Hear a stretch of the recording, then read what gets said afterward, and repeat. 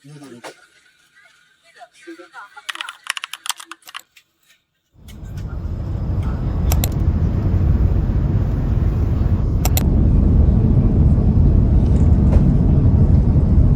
we finally made it to our room, we've changed and are ready to head out. Long story short, we're in Macau. We left early this morning, but ended up getting here in the late afternoon. And that's because, first of all, the ferries don't run every half hour like the website said, and they run on a completely random schedule. We waited 2 hours for our ferry. Second, a massive line for check-in at the hotel. We've arrived to check into the hotel and look at this line. We don't even know if there are any rooms or if we'll even get one. It's like all the Chinese people from all over the world have gathered here today, specifically in this hotel. And third, we had a rather long wait for our room to finally be ready because we'd asked for the highest available floor with a sea view. We really wanted that. I also asked for an iron, but I'm still waiting for that too. Today we just want to check out all the locations we've marked. We'll see what we can get to. We might even stay for another day. We definitely want to visit a casino, maybe try placing a bet. Yesterday we got lucky at the racetrack, so today we should get lucky at the casino.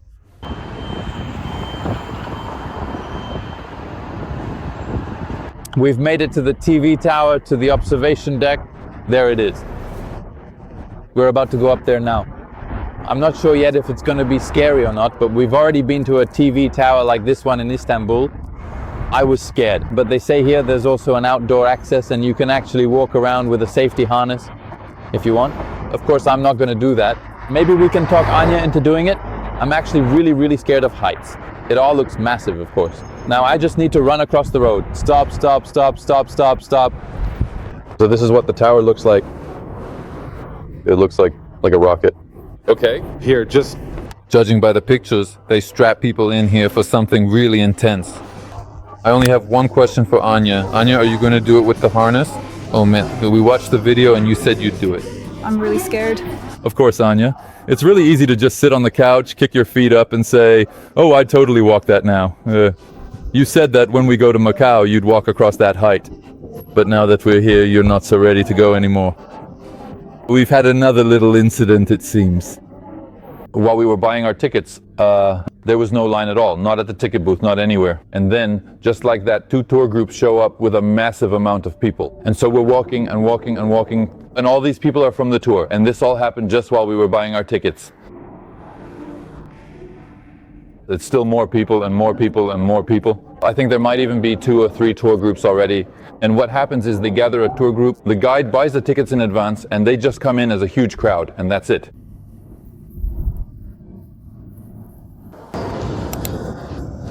He's standing there scared, afraid to walk because it's glass and there are people.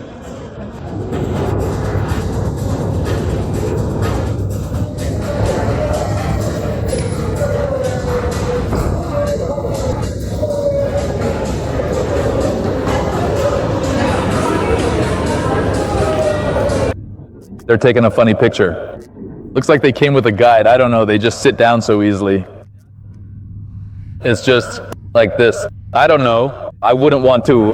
Well, we actually have something to compare it to because we've been to Istanbul and Istanbul definitely felt more modern, cooler. But overall, we noticed that so far in the places we've been and the places we've driven through, Macau really feels like a city from the early 2000s. It was probably really booming back in the 2000s. Everything here feels like it's from that era. But what's a plus here? For example, there are benches here so you can sit down. But in Istanbul at the TV tower, they don't have that. There are handrails here. So you can walk and hold on to the handrails. But to be completely honest, I don't get, man, hold on, I'm really scared. Honestly, I don't get why they put up these stickers. It completely ruins the entire view.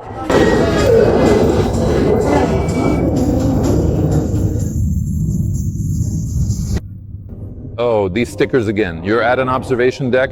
You want to gaze at the city, but you end up looking at this cartoon character guy or whoever he is.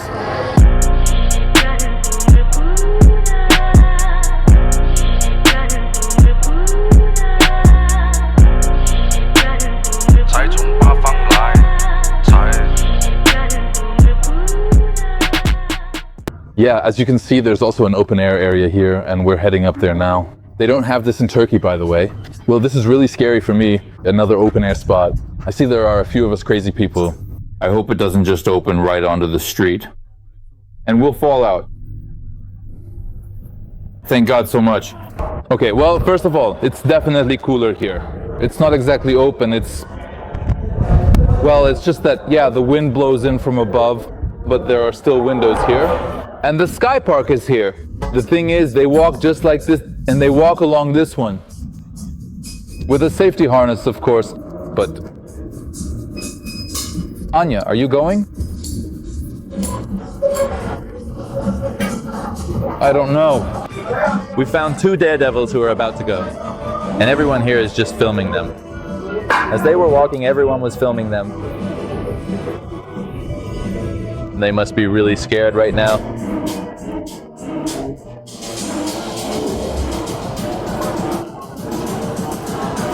All right, let's go. You wouldn't say they're happy, judging by their faces.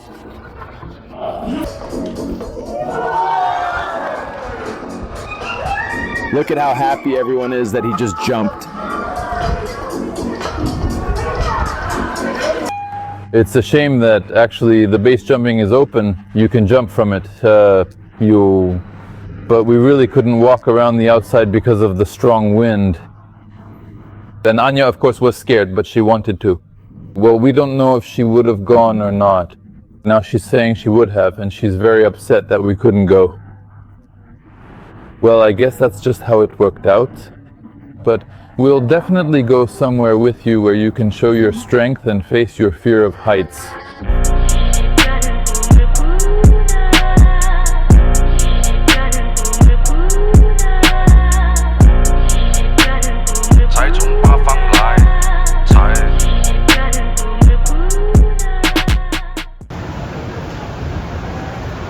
But there are a lot of people too. I don't understand where so many people are coming from.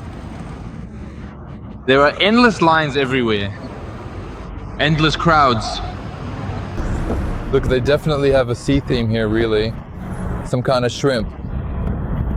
Right on the walkway. The crab. Here comes an anchor now.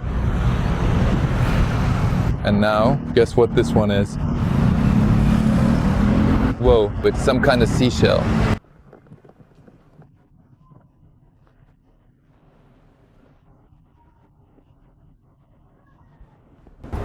Guys, on this trip we learned another lesson, which is when you're planning a trip, you know, when you're preparing to go somewhere, you really honestly have to carefully plan out where you're going to eat right away. Look up the place in advance, check the reviews and all that, and really plan it out. Because what's been happening on this trip is we get hungry and we're like, oh, we need to find a place. So you sit down and start looking. Here in China, there are so many places with ratings below 4. You search, and in the end, you know, you just give up and go to some McDonald's or just the first place you see and so on. We just ate at Pizza Hut because all we've had all day was breakfast. And we hadn't picked a place beforehand. Then, well, what can I say? The food was just awful. But when you're starving, you'll eat anything. In China, this turned out to be a really important thing because you can find places with pretty good ratings, for example, like the one we picked on our first day, but it might look absolutely terrible, but the food itself will actually be tasty. Or you could end up in some neighborhood where there are no places with a decent rating at all, even though there are tons of restaurants. So either that or McDonald's, KFC and Burger King will unite us all, no matter how much we try to resist. Well, it's the most predictable food. It's the same everywhere. It's the same everywhere? Yeah, predictable food. Basically those 3 places, they unite everyone in every city and country. So, in our hotel, the first floor is a shopping mall and the hotel itself starts on the 2nd floor, even though the whole building is part of the hotel. And right away we're walking into some kind of toy store. The Chinese are absolutely crazy about these kinds of figurines, toys and all that stuff. And even here, they have it set up like an arcade machine. Did you notice the sound effect I made? That They collect them. They're huge fans of all the different kinds. To this day, I'm still surprised, honestly, that they collect Pokemon. Seriously, I saw people picking out Pokemon figurines. Harry Potter fans are gonna love this. For some reason, Harry's in a net Like he just got out of the shower. You know, that net they put on your head, the kind you wear in the shower.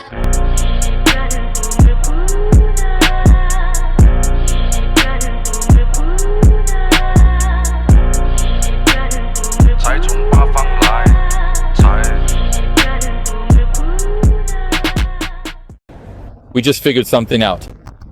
It's just ridiculous. We calculated that on average we paid about 400 Hong Kong dollars to go up the TV tower just to see that view. But honestly, the view from our room is so much better, so much more enjoyable.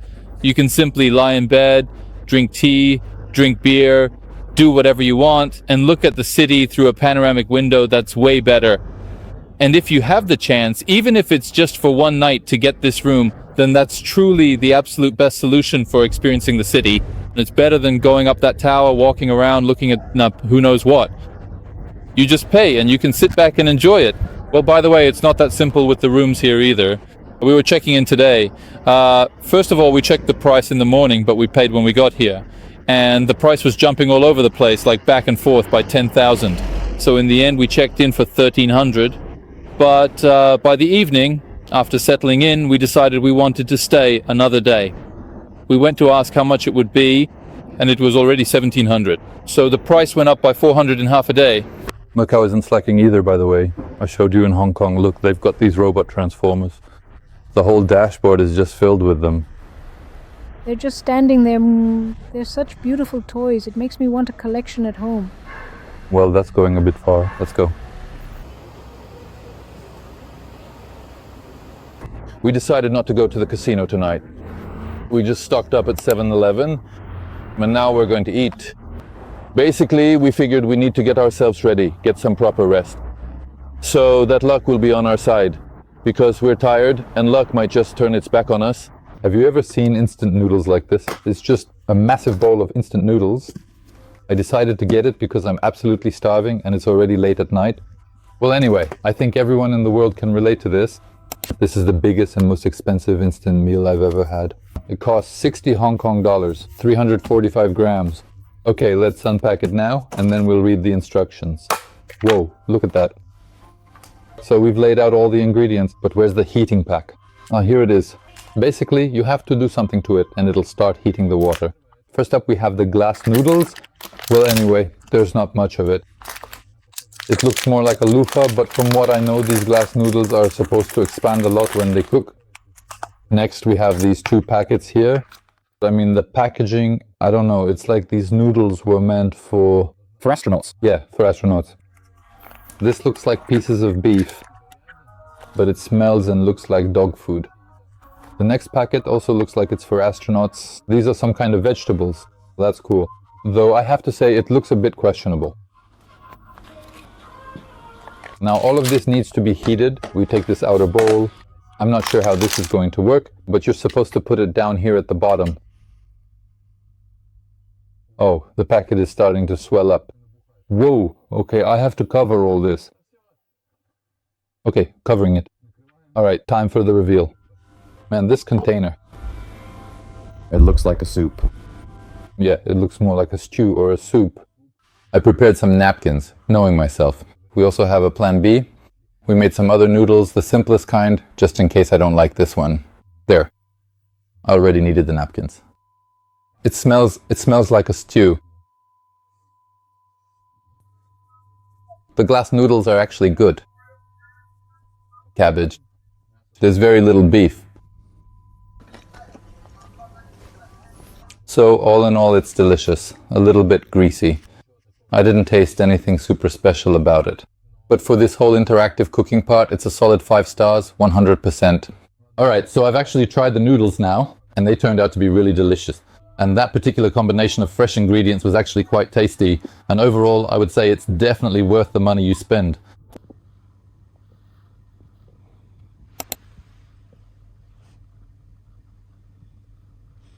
Sit and imagine everybody laughing. Peace in the world, gotta wait for the madness. Swerving the traffic, gone like magic. Windows down when I'm bumping the classics. Just pulled up, we been stuck inside. Half of the world, I must all stay mine. Away from the fam, video chats. But it's about time that we go.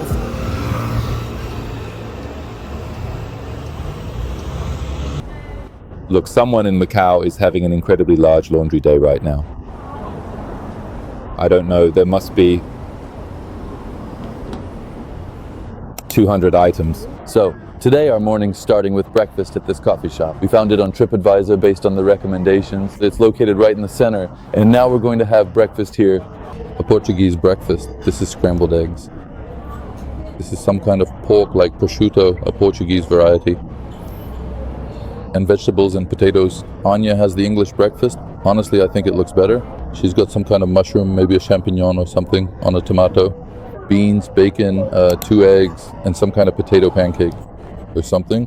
I can't quite tell what it is. 6 if you count the new girlfriend one has. 5 again if you excluded my dad, cause they put that dude straight inside of a massive box. Glass and rocks will break my bones. These blackened rocks make gaping holes.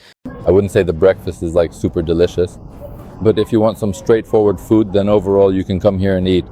But it's like sometimes they don't even know what they're making themselves, because Anya's dish had a mushroom and I asked him, what kind of mushroom is this? And he goes, well, I have no idea. Like, I don't know what kind of mushroom it is. It's just, he says, a mushroom. So I'd rate it, I guess, a 4 out of 5, yeah? It's just good. There's a man sitting across from us, then you'd think he was just a customer. But no, he's either a waiter or the manager. He came over to our table, helped us with our order. He took our order. Then at some point, he just got himself some wine, sat down at the next table, poured a glass, and now he's just sitting there chilling. I feel like that's just so European. You work for a bit, and then right there you have your siesta. Look at just how beautiful and distinctive their house signs are. They're written in both Portuguese and Chinese. The European-inspired design of the city is truly unmistakable here. Just look at how beautiful this is. Once again, the sign on the house with its address. The writing is clearly in Portuguese. And it's just really so different from anything Chinese, from their traditional style. And here on the right as well. It's just a little Europe in the middle of China.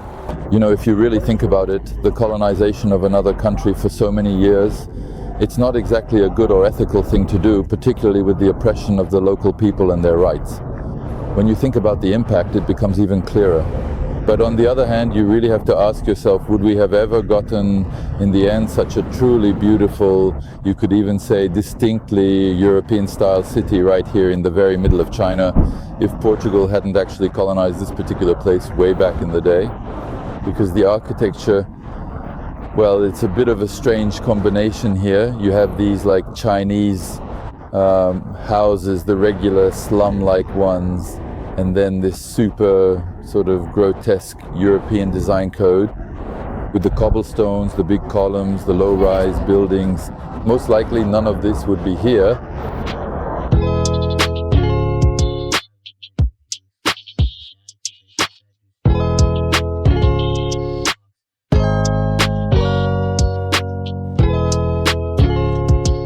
Pause the video. What do you think this is? Go ahead and write in the comments what you think is inside these boxes. Okay, I've just unpaused it, and look right here, this is delicious jam, preserves, this is popcorn, these are nachos, and inside all of them are socks. That is socks that look like nachos, croissants that look like nachos, croissants that look like socks, or rather, socks that look like croissants. Socks that look like French fries, that look like a taco. This is a very unusual gift to bring someone. They also have this cult of toys and figurines. They really love to collect everything. Hello Kitty is a huge deal here. Even McDonald's has a Hello Kitty collection.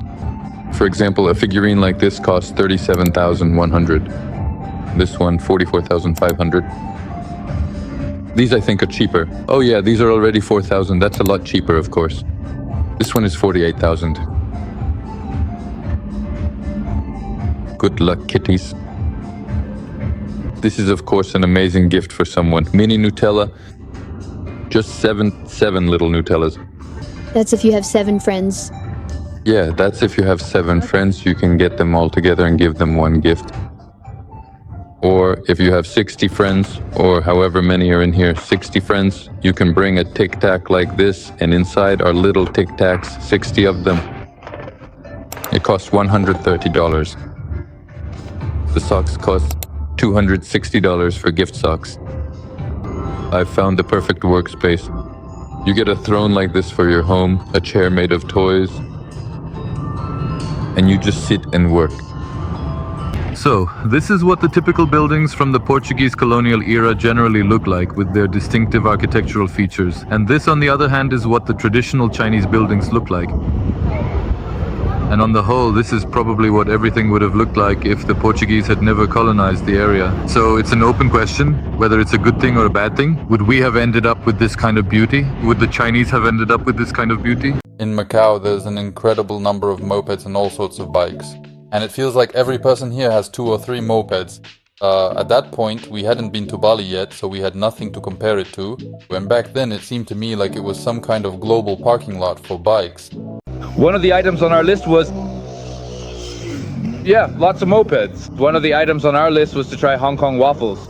The funniest thing is that in Hong Kong, if you search specifically for Hong Kong waffles, they're really hard to find. I mean, when you're just walking around, you might find them somewhere, but it's not some popular dish. And I think they're actually more popular in Russia than they are here. And so we, not even in Hong Kong, but in Macau, are going to try Hong Kong waffles. And this is what it looks like. So it's another one of those street food spots, super unattractive. But as we were walking towards the center just now, we saw that there are a lot of people here, a huge crowd. And we figured, well, they must know something. You know, if it weren't for the line that was here before, we probably wouldn't have chosen this because it looks extremely, even kind of off-putting.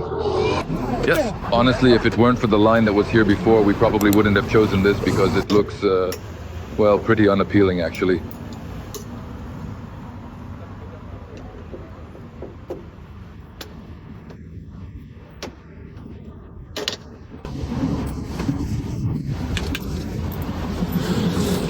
So we ordered, I got the banana one and Anya got the egg one, but it's probably just the shape, honestly, because Anya's is shaped like little eggs and mine is shaped like bananas.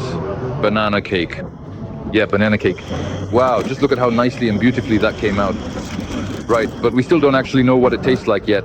It looks pretty simple and straightforward though, because if you really think about the Hong Kong waffles we have back in Russia, they actually wrap them up in a cone for you, put in 3 big scoops of ice cream, then they pour sweet syrup on it, then they stick a cookie in and then something else on top. Basically tons and tons of different sweets. And this looks a lot simpler and plainer than what we're used to seeing. First note, if you're ordering Hong Kong waffles, you should get the banana ones. If you're eating at the Cathedral Cafe where we were, it's better to get the English breakfast, not the Portuguese one. It's tastier and more filling. Oh, and one more thing, this is a note from yesterday, just a reminder that it's better to pay extra for a hotel room with a higher view than to go to the observation deck at the TV tower. If you count the new girlfriend, one has 5 again. If you excluded my dad, cause they put that dude straight inside of a massive box. Glass and rocks will break my bones. These blackened rocks make gaping holes. Fashion shops have made me hate my soul. They sell canine skulls. These shutters and this stone here, it feels like, I don't know, like it's some kind of movie prop. I mean, it all looks as if none of it is real. The doors look like toys, the shutters look like toys. The camera probably doesn't capture it, but it just feels like these shutters, well, they're just like fake shutters, just props. And that in reality, they aren't even windows. It really seems like it's laundry day for them today. All the balconies are hung with clothes, like they don't have any dryers. What an absurd situation. I haven't even had time to finish this waffle and we just walked past the whole chain. It's a chain that specializes in Hong Kong waffles. They have all different flavors. Hello. And this is where they make them. You just have to turn a little bit from the center and you get these typical Chinese buildings. It looks a little bit slummy, but that's the contrast here. European urban streets and Chinese slum areas. So we're walking around today and everyone has these Hello Kitty toys from McDonald's. Look, they're buying them up in these huge packs. We asked them to let us have a look. So a set like this costs 250 Hong Kong dollars. I don't know, should we get one? No. No, thank you much. I don't know. There are so many of them and everyone's carrying them around today. I'm telling you, Chinese people are absolutely obsessed with this because the woman in front of us just bought like 5 or 6 packs. We've come to the central historic street. This is just a little lane of colorful houses. What's most surprising about China is this kind of contrast. You can have super skyscrapers, a business district, and right next to it just rundown houses where the plaster is falling off the walls and they're all covered with air conditioners. And it's the same with how you can have completely gray buildings, you know, in that typical Chinese style. And then you turn a corner and everything is so colorful like this. And this contrast, these emotional waves of contrast, they're what create the overall impression and feeling of Macau. And of Hong Kong in general too. If you count the new girlfriend, one has 5 again. If you excluded my dad, cause they put that dude straight inside of a massive box. Glass and rocks will break my bones. These blackened rocks make gaping holes. Fashion shops have made me. Yesterday we were walking around wondering why there were so many people. It's just a huge crowd. Well, it turns out 700,000 people live in Macau. That's about the same population as Sochi.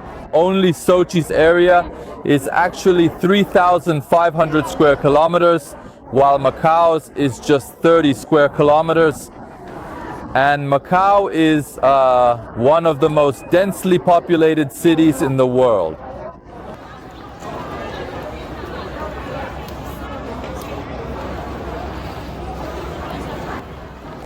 What is this food he's serving up? It stinks horribly. I can't even stand near it, but for some reason there's a line for it. Look at that, a line for this stench. And here's a Chinese Shiba Inu for you, one that's been fattened up. A little bit chubby.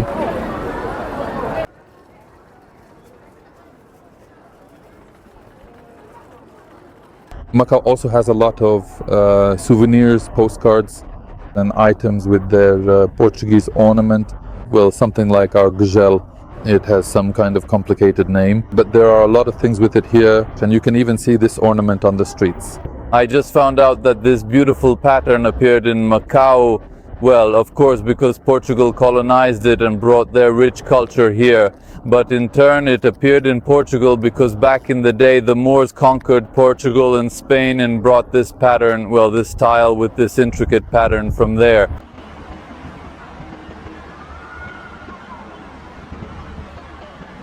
We've just arrived on another island in Macau. This is where most of the hotels, casinos, and everything are located. Right now, we're just going to walk around, check things out, and then we'll head to the casino later. Massive hotels, massive casinos. And they have their own Big Ben here. You don't need to go to London. They have their own Eiffel Tower. It's all really cool. And all these palace-like buildings.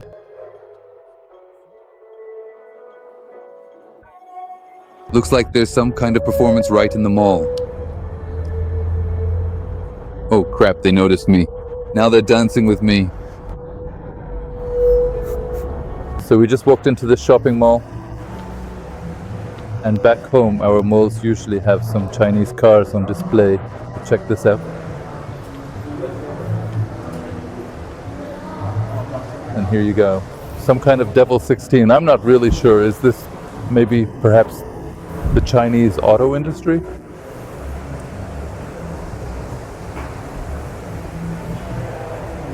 Well, it looks pretty good, futuristic. 5 minutes later, I came to the realization, it's like when I walked into the mall, I was saying that our mall has Chinese cars on display for everyone to see and look what's here. But that was a Chinese car too. The main thing to remember is no matter how cool the casino is, you'll still go eat at McDonald's. Right now, we've just been hit with that feeling of a missed opportunity. You know, when it would have been better not to know than to find out. Yesterday, we were too cheap to book a room at the Hyatt.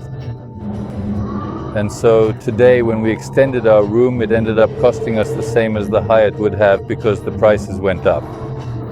And just now we were walking around, we came in through the casino, we walked into the Hyatt, and we just realized we made a huge mistake.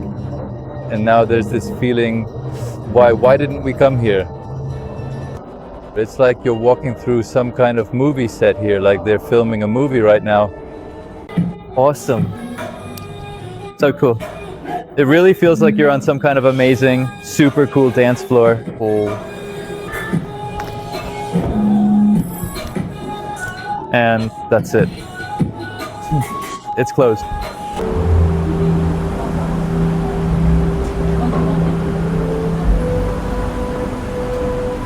So here basically you can get into the funicular cabins and ride the funicular just like that along the fountains and watch from inside. Here comes a cabin now. I was just about to go so we could take a ride on the funicular, but then I looked down and saw how long the line is. By the way, that's the Wind Palace Casino with the fountains right in front of it. It's also recommended for beginners. So the two casinos I read about that are recommended are the Venetian, where we're headed, and the Wind Palace. I'm not sure why, maybe because they're established major chains and it's easiest for a beginner to figure things out there.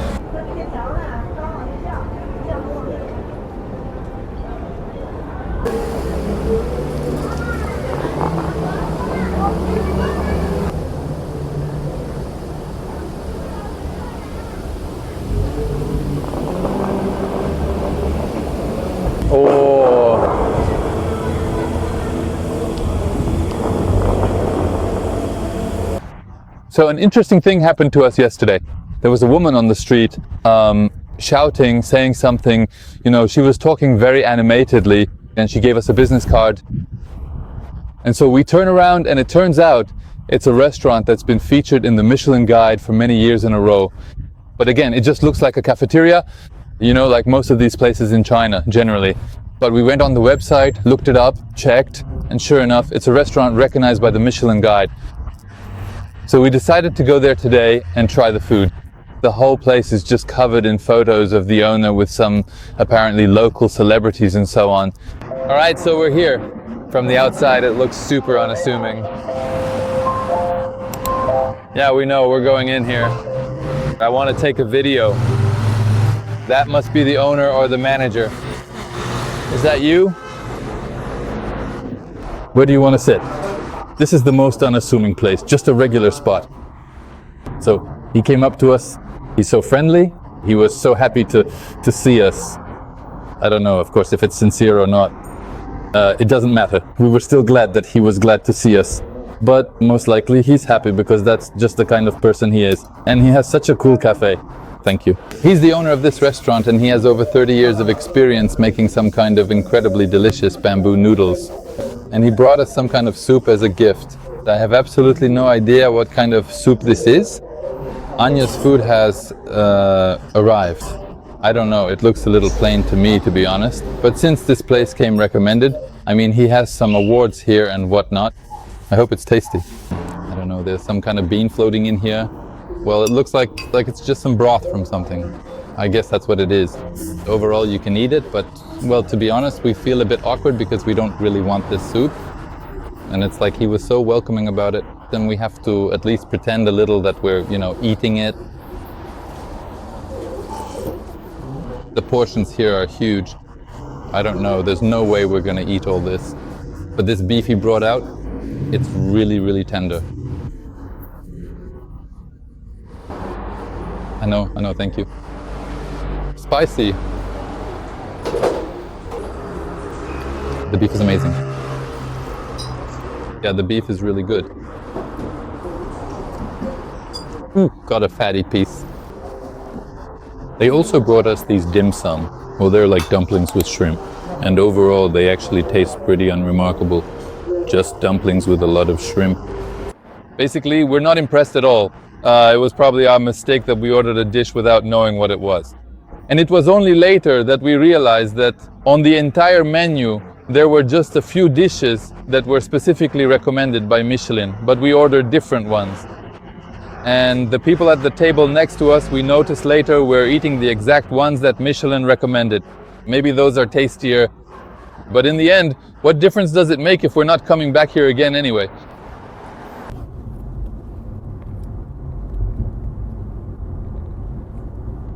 All right, so it's our last night and we're heading to the casino. We've got the money with us. See you in a couple of hours. It's like we've walked into some kind of museum, not a casino and a hotel.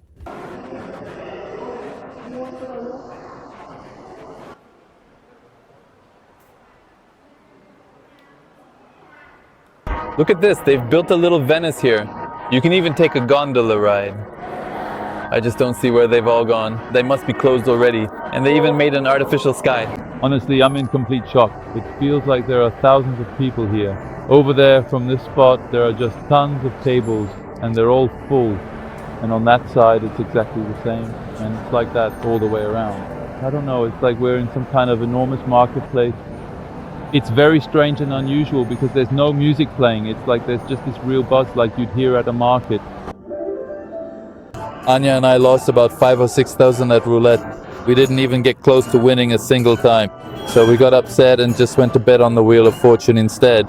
And on the very first spin, Anya actually placed her bet and won. And our bet increased threefold. So I guess we're gonna get a Coke now and keep betting on this wheel. Well, that's our casino trip finished.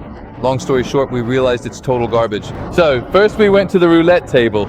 We found the tables with the minimum bets. The minimum bet was $50, which is like 800 rubles.